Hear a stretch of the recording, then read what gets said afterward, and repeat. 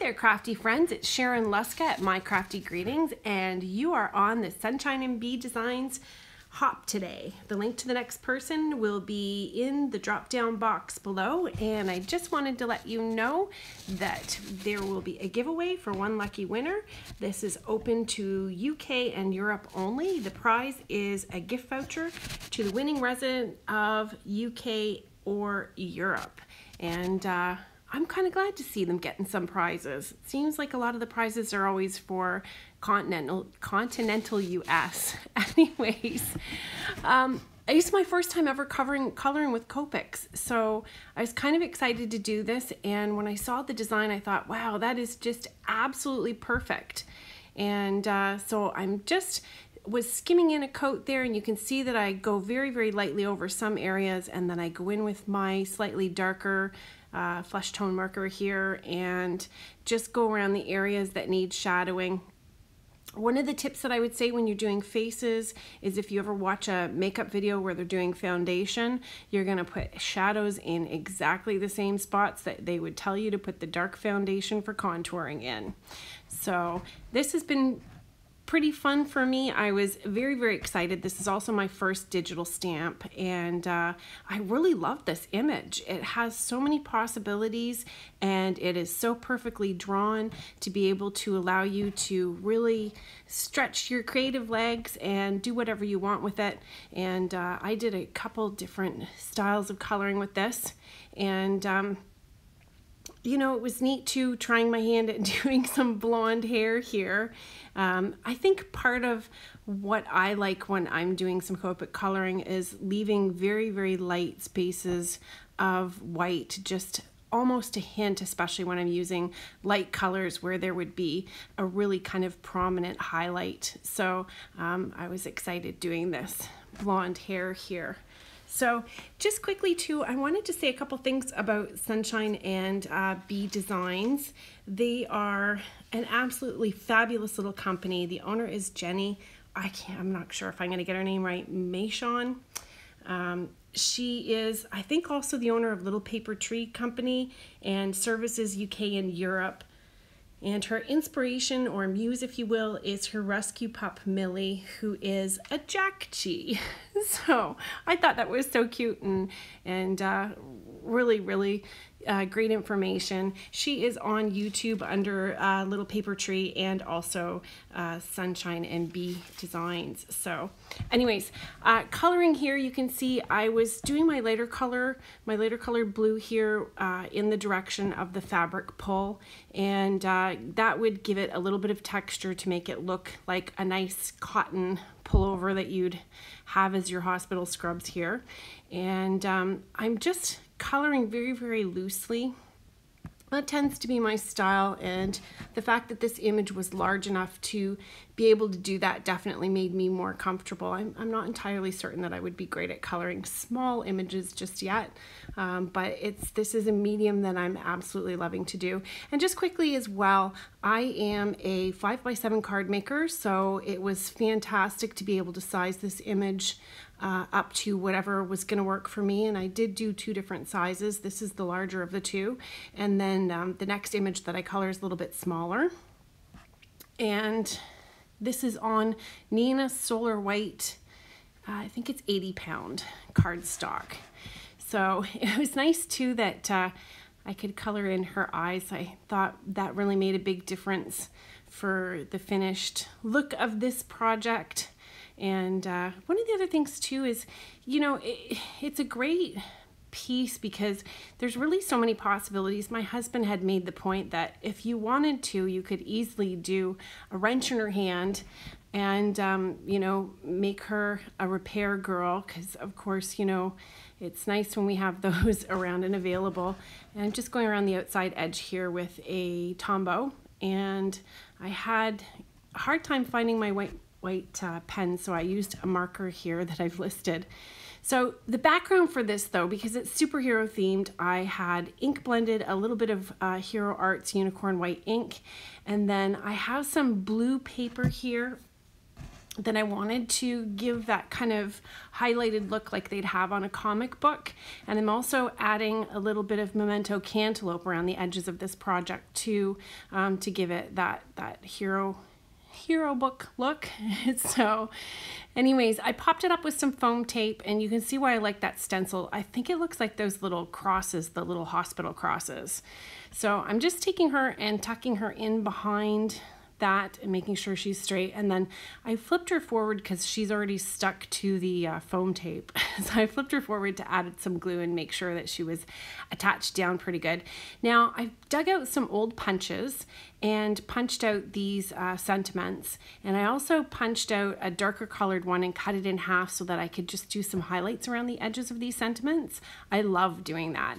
And then this is a piece of obviously gold foiled paper, and I've attached some sticky stuff to the back of it, and I like to cut off little tiny thin strips. I usually keep a good bunch of them in the craft room, and I've added those just to dress it up a bit and attach down my sentiment here. And this card is done. And I did a little bit of work on the inside. Thank you for keeping the rest of us safe. And that's my first card. So getting on with the second one here. This was my first oopsie.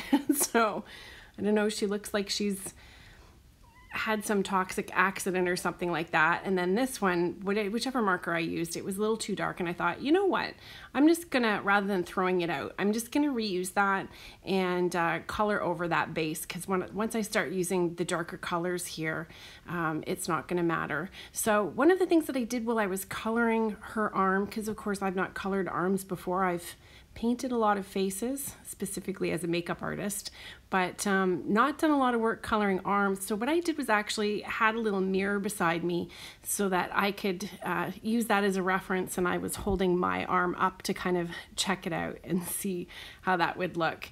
Now I'm also using, some people might be a little horrified, I used an N4 and dropped in some much darker shadows here so that the areas that I needed to be quite dark would show that darkness once I went over with the final skin tone color here.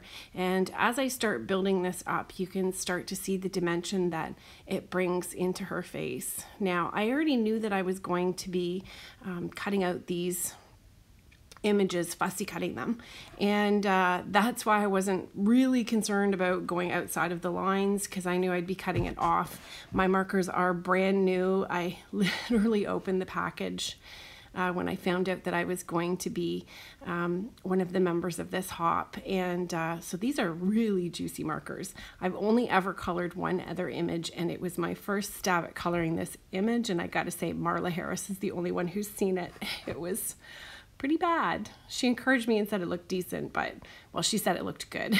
But anyways, so you can see here I'm shadowing in this arm, and from memory, I had been in the hospital when I was 18 and had to have surgery because of a car accident I was in. And there was a nurse, a young Jamaican nurse that was working on the ward.